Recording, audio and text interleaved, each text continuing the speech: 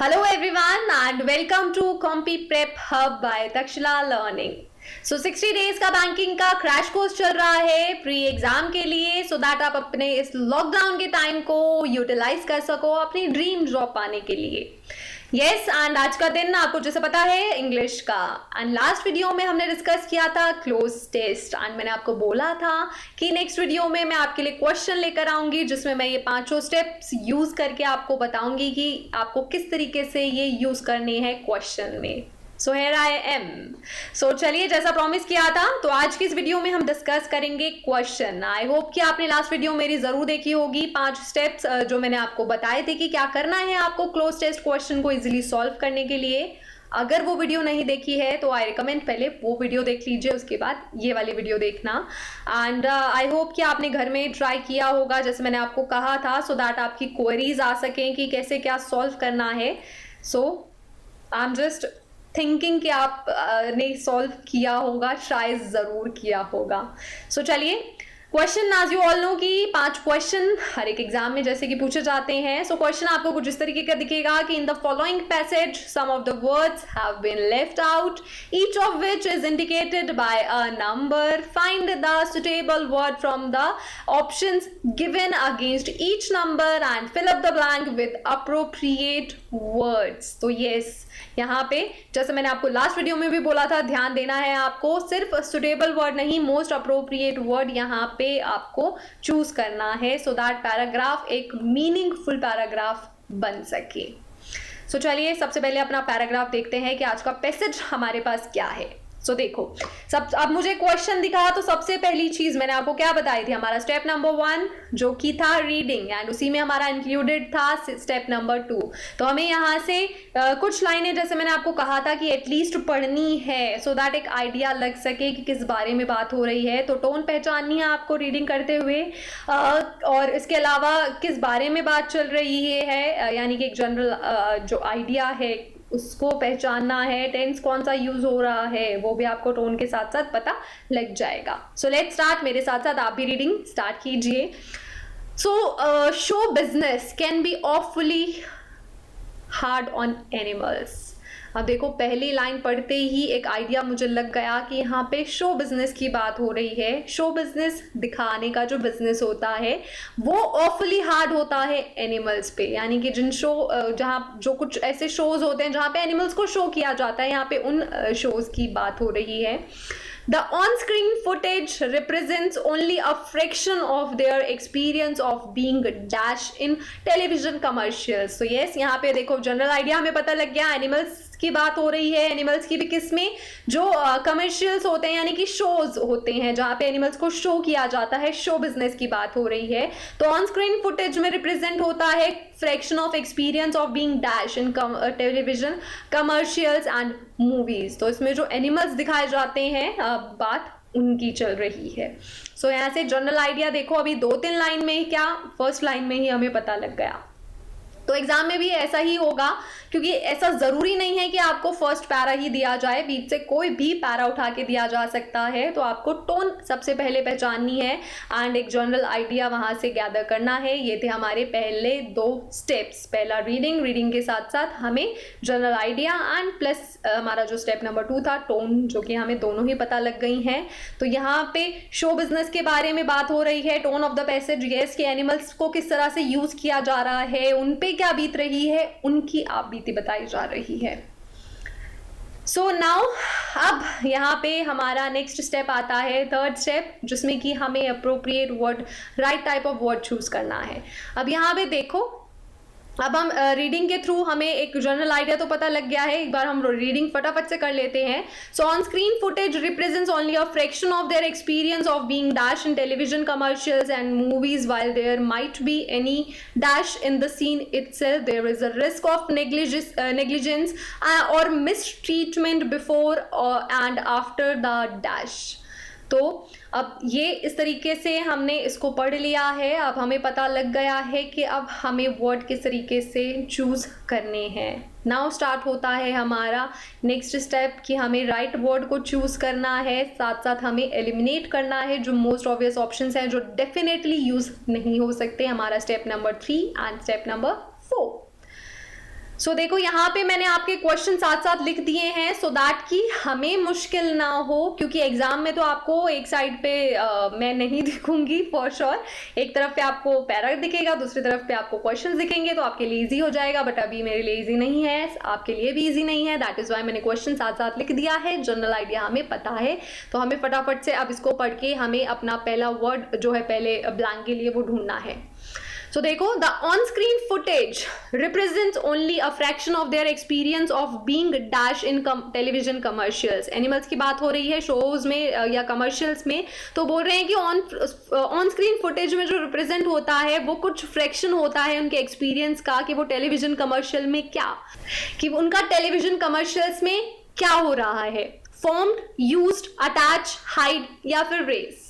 तो अब यहाँ पे देखो, according to the tone of the passage जो बेसिक यहाँ पे वर्ड आएगा वो वर्ब की हमारी सेकंड फॉर्म होगी, क्योंकि यहाँ पे बात हो रही है कि वो किस तरीके से यूज किए जाते हैं। यहाँ पे बीइंग लगा है, तो यस अब यहाँ पे आप देखो हमारे दो वर्ड डायरेक्टली एलिमिनेट हो जाते हैं। मोस्ट ऑब्वियस जो एलिमिनेशन वाला हमारा फोर्थ स्टेप था वो यहाँ पे यूज हुआ।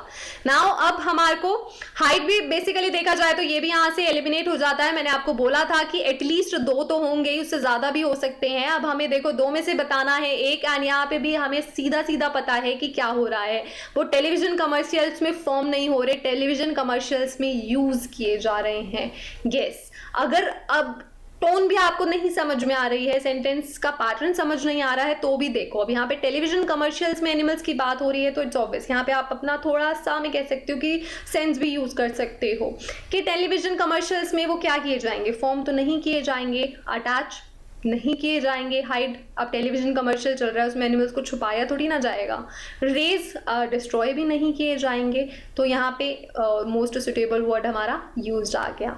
लेकिन ये बात हो रही है अभी प्री एग्जाम की। अब जैसे ही प्री एग्जाम क्लियर करके मेंस एग्जाम में जाओगे वहां आपको इससे डिफिकल्ट वर्ड्स मिलेंगे, तो दैट इज वाई इसके लिए पहली चीज आपकी वोकैबुलरी स्ट्रांग होनी चाहिए। दैट इज वाई मैंने 60 डेज के क्रैश कोर्स की स्टार्टिंग ही की थी वोकैबुलरी से। वोकैबुलरी स्ट्रांग करने का मैंने आपको तरीका भी बताया था, वो वीडियो अभी नहीं देखी है तो देख लीजिए। इसमें आपकी वोकैबुलरी बहुत ज्यादा यूज होने वाली है, क्योंकि वर्ड का मीनिंग अगर आपको नहीं पता तो आप नहीं जान पाओगे कि वहां पे क्या यूज होना है क्या नहीं होना है। सो यहाँ क्वेश्चन नंबर 1 के लिए तो हमें ब्लैंक का आंसर हमारा मिल गया, दैट इज यूज्ड, कि वो किस तरीके से यूज हो रहे हैं, कि उनका सिर्फ फ्रैक्शन ऑफ एक्सपीरियंस ही दिखाया जाता है। देन हमारा सेकंड जो ब्लैंक था, while there might be any dash in the scene itself, scene में क्या होता है, there might be क्या हो सकता है, ह्यूमैनिटी। अब देखो यहाँ पे टोन का यूज हो रहा है। अब पैसेज हमारे को बताया जा रहा है कि वो किस तरीके से उनको हरास किया जा रहा है, किस तरीके से कि टेलीविजन कमर्शियल्स में वो यूज हो रहे हैं, उन पे क्या बीत रही है उसके बारे में बात हो रही है। तो ऑब्वियसली यहाँ पे ह्यूमैनिटी तो नहीं यूज होगी। अब इस तरीके से आपको टोन जो है, जो सेकेंड स्टेप था हमारा, वो यूज आएगी। तो ह्यूमैनिटी नहीं, करप्टेड ऑब्वियसली नॉट, पैशन की तो यहाँ पे कोई बात ही नहीं हो रही है, क्रूअल्टी यस हम कह सकते हैं, प्लीजेंट तो नहीं। तो यहाँ से देखो हमारा एक ही वर्ड सुटेबल हो रहा है, दैट इज क्रूअल्टी, क्योंकि एनिमल्स के प्रति क्रूअल्टी क्रूरता दिखाई जाती है।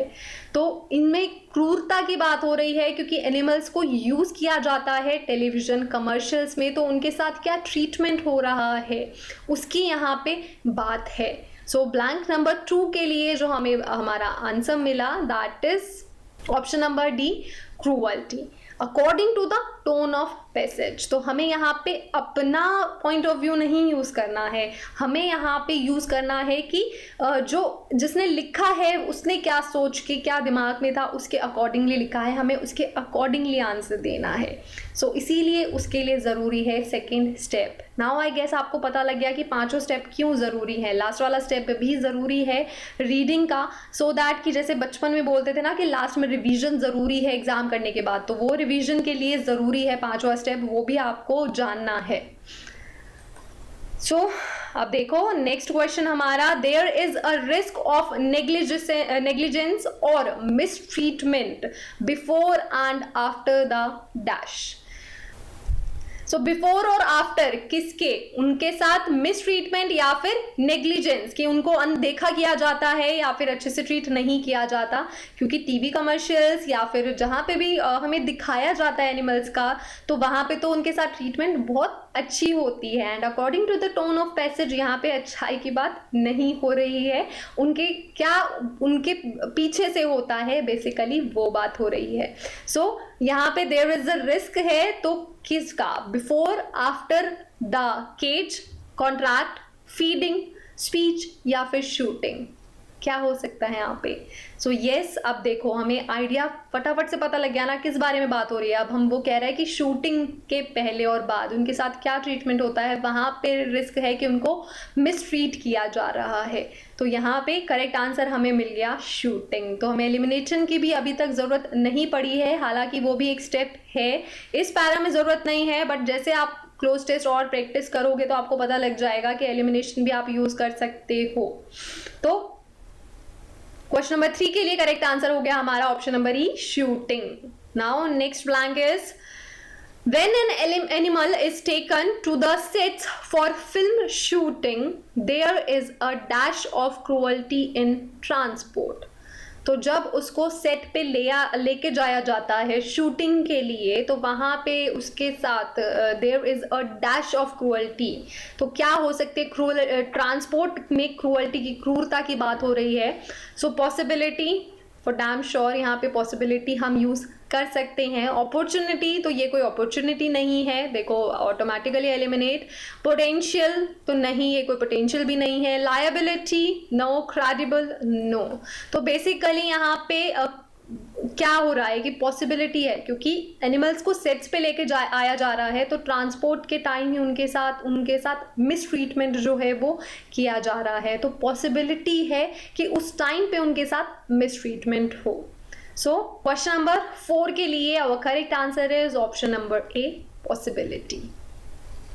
Then last blank, 5th question, it may be tethered with a short rope or dash or be roughly brought down to the ground।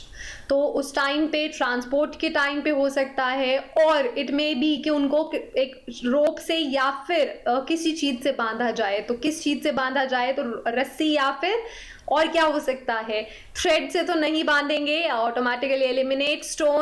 Stone से बांधा नहीं जाता है। चेन, तो ये चेन से बांध सकते हैं। गम बॉक्स, तो देखो यहाँ से करेक्ट आंसर हमें मिल गया चेन। तो देखो इस तरीके से हमें पता लगा कि हाँ, हमारा जो सेंटेंस में अप्रोप्रिएट वर्ड है वो क्या हो सकता है, क्योंकि हमें टोन पता है कि किस बारे में बात हो रही है, क्या बात हो रही है, किस तरीके से बात हो रही है। क्योंकि एक बात को कहने के भी बहुत सारे तरीके होते हैं, कुछ हम सरकास्टिक वे में भी बोलते हैं, कुछ हम ह्यूमरस वे में भी बोलते हैं। दैट इज़ वाई टोन को जानना ज़रूरी है। एंड यहाँ पे बात हो रही थी एनिमल्स के साथ जो क्रूरता होती है बिफोर एंड आफ्टर, जो हमें दिखाया जाता है कमर्शियल्स में, उसके लिए उनको किस तरीके से जो यूज़ किया जाता है उसके बारे में।